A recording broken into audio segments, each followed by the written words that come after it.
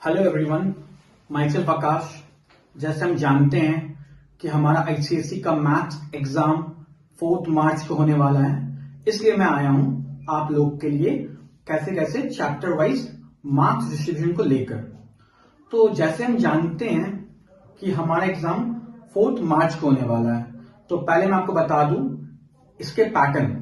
तो हमारे पेपर में 2 सेक्शन होंगे, section A and section B. Section A में हमारा कंपल्सरी क्वेश्चंस होता है, जिसमें कि आपका एमसीक्यू होगा, एसोसिएशन रीजनिंग होगा, क्वेश्चंस होंगे जो कि कंपल्सरी है, इसमें हमको चूज करने का चांस नहीं रहेगा। अब आते हैं हम सेक्शन बी में आते हैं। सेक्शन बी में हमारा 7 क्वेश्चन रहेगा, each question carry 10 number, fine, जिसमें कि हमें 4 क्वेश्चन बनाने होते हैं। तो हमें कुल मिला के 80 नंबर का पेपर अटेम्प्ट करना होता है, ठीक है। पर यहां पर जो मार्क्स डिस्ट्रीब्यूशन बताऊंगा ये 110 नंबर का है, क्योंकि 40 नंबर सेक्शन ए से और 7 क्वेश्चन हमारे सेक्शन बी से, ईच क्वेश्चन कैरी 10 नंबर, तो 70 नंबर, जिसमें अगर चूज करना पड़ता है 4 क्वेश्चन हमें, इसलिए, ठीक है। और ये जो मैं मार्क्स डिस्ट्रीब्यूशन बता रहा हूं आप लोगों को, ये रिसेंट स्पेसिफिक पेपर जो आया था, जो बोर्ड ने रिलीज किया था, उसको एनालाइज करके मैं बता रहा हूं आप लोगों को, ठीक है। तो आप लोग देख लें कैसे कैसे मार्क्स डिस्ट्रीब्यूशन है, और उस हिसाब से आप कैलकुलेट करके पढ़ सकते हैं। अभी भी हमारे पास 7 दिन है, जिसमें हम लोग अपने मार्क्स को बूस्टअप कर सकते हैं और अच्छा से अच्छा कर सकते हैं, ठीक है। Let's come here. तो फर्स्ट पार्ट में हम आते हैं कॉमर्शियल मैथमेटिक्स, जिसमें कि हमारा आता है GST, banking, share and dividend, fine. ये बहुत आसान चैप्टर माना जाता है, सारे बच्चे इसको अटेम्प्ट करते हैं, फाइन। तो जीएसटी से हमारा करीब करीब कितने नंबर के एग्जाम में आते हैं? करीब 5 नंबर का आता है। हाँ, एक बात और, अगर मैं यह मार्क्स बता रहा हूं तो इट मे डिफर, 1-2 नंबर आगे पीछे हो सकता है। ये नहीं कि मैंने जो बताया कंफर्म उतने नंबर एकदम एग्जैक्टली आएंगे, 1 से 2 नंबर आगे पीछे हो सकता है, फाइन। तो हमारा जीएसटी से कितना नंबर आएगा?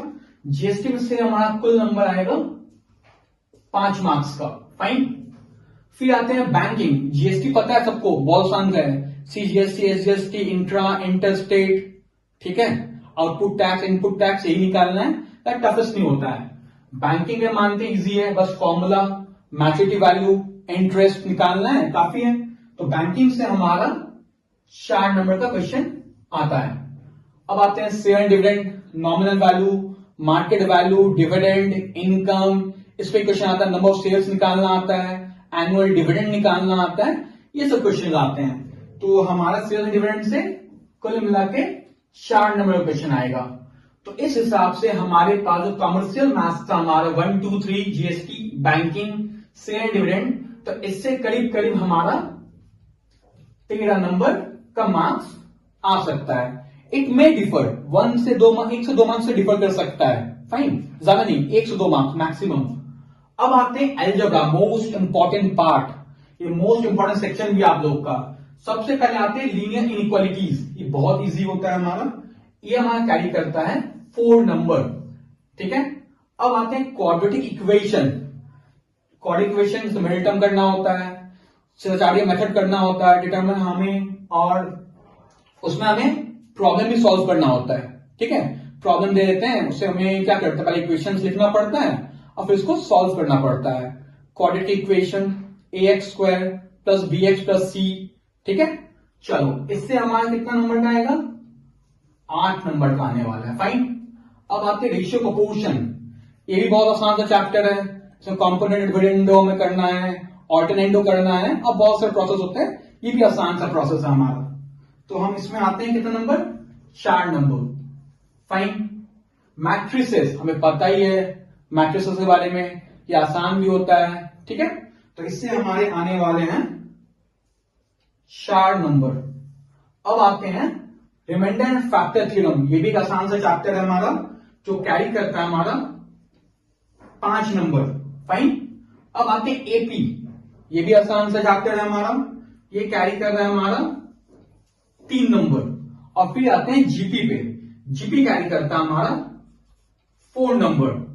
तो अगर इसको मैं सम करूं तो हमारा कुल आ रहा है 32 नंबर्स अलजेब्रा के पार्ट से। ये जो भी मैं मार्क्स बता रहा हूं आप लोगों को, ये आईसीएसई के लेटेस्ट स्पेसिमेन पेपर के एनालिसिस पे बता रहा हूं। फाइन। अब आते हैं कोऑर्डिनेट ज्योमेट्री। इसमें पाया जाता है रिफ्लेक्शन, इजीएस्ट चैप्टर माना जाता है। सेक्शन मिड फॉर्मूला, ये भी माना जाता है आसान चैप्टर, मिड पॉइंट निकालना है, ये सब निकालना है। इक्वेशन ऑफ लाइन निकालना है आपको, ये भी आसान सा फॉर्मूला है। पॉइंट स्लोप, ठीक है, 2 पॉइंट स्लोप, इस पे निकालना होता है। ठीक है, तो रिफ्लेक्शन कितना नंबर का आता है हमारा? 5 नंबर का आता है। ये section mid formula, equation of line को मिलाकर, इन दोनों को मिलाकर कुल हमारा नंबर आता है 8 नंबर। तो इस तरह से हमारे इस यूनिट में, कोऑर्डिनेट ज्योमेट्री के यूनिट में, कुल मिलाकर 13 नंबर का क्वेश्चंस आने वाला है। अब आते हैं यूनिट 4 ज्योमेट्री। ये बहुत से बच्चों को टफ भी लगता है, बहुत से बच्चों को आसान भी लगता है। इट डिपेंड्स बच्चों पे। ठीक है, तो सबसे पहले आते हैं सिमिलैरिटीज। इससे आने वाला हमारा 4 नंबर। फिर आते हैं लोसाई। इसमें क्या है दिक्कत? थोड़ा सा लोसाई है कंस्ट्रक्शन मिला के क्वेश्चन आता है। जो हमारा क्वेश्चन आएगा एग्जाम में, वो लोसाई और कंस्ट्रक्शन को मिला के आएगा। फाइन, तो इसको मान लेते हैं 2 नंबर और कंस्ट्रक्शन को मान लेते हैं 2 नंबर। जब भी क्वेश्चन आएंगे ये दोनों मिलाकर आएंगे। फाइन। अब आते हैं सर्कल्स पे। तो सर्कल से आएगा हमारा 4 नंबर क्वेश्चन। अब आते हैं टैंजेंट्स एंड इंटरसेक्टिंग कॉर्ड्स। इससे भी हमारे आने वाले हैं 4 नंबर। इस तरह से यूनिट 4 ज्योमेट्री पार्ट में हमारा टोटल नंबर आने वाला है 16। फाइन। अब आते हैं मेंसुरेशन। वॉल्यूम, सरफेस एरिया निकालना होता है, सिलेंडर का, कोन का, फॉर्मूला याद होना चाहिए हमें।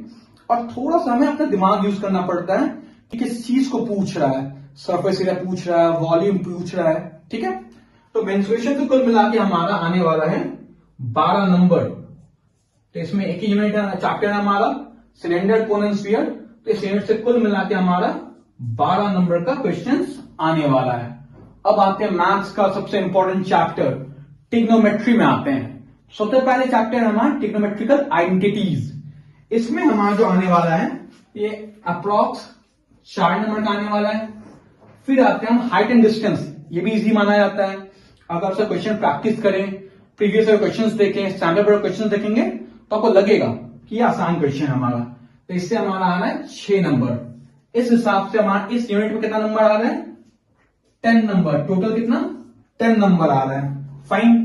Last statistics.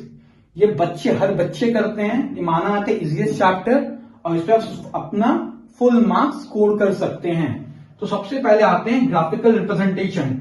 इसमें सर क्या आएगा? हिस्टोग्राम आएगा और ओजाइव आएगा। क्या आएगा इसमें? क्या आएगा? हिस्टोग्राम और ओजाइव। ठीक है, और ये है मेजर ऑफ सेंट्रल टेंडेंसी। इसमें क्या आएगा सर? मीन, मीडियन निकालना, क्वार्टाइल निकालना, मॉड निकालना, मीन, मीडियन, क्वार्टाइल, मॉड, ये निकालना। और पहले वाले में, इस वाले में हिस्टोग्राम एंड ओजाइव। ठीक है, तो इन दोनों को मिलाकर कुल नंबर आता है 10 नंबर। कितना? 10 नंबर।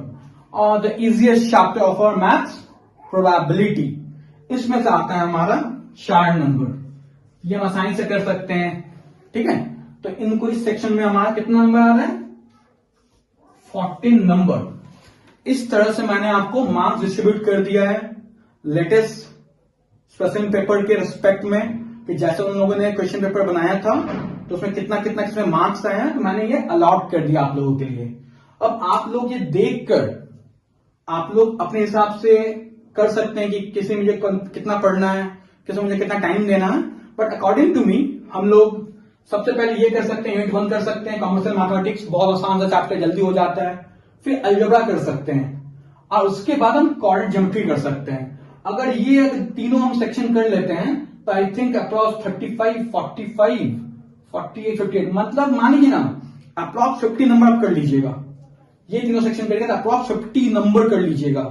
फिर अब आ जाइए स्टैटिस्टिक्स पे आ जाइए, ये 14 नंबर का है तो अप्रॉक्स 65, 64 नंबर आप इन चारों सेक्शन से कर लेते हैं। अब फर्दर ऐसे मैं नहीं बता रहा आपको ये नहीं करना है, बाकी नहीं करना है, बाकी भी करना है। बट फर्स्ट ऑफ ऑल आप ये कर लेते हैं तो आप अपना मार्क्स कंफर्म कर लेते हैं कि हाँ मैं ये चैप्टर कर लिया हूं और मैं इससे अच्छा स्कोर कर सकता हूं। आफ्टर आप आ सकते हैं ट्रिग्नोमेट्री में, आ सकते हैं मेंसुरेशन में, आ सकते हैं ज्योमेट्री में, आ सकते हैं। तो डिपेंड्स अपॉन यू। ठीक है, कि किसको कैसे कैसे करना है। जस्ट मैंने बता दिया कि इसमें कितना मार्क्स आएगा।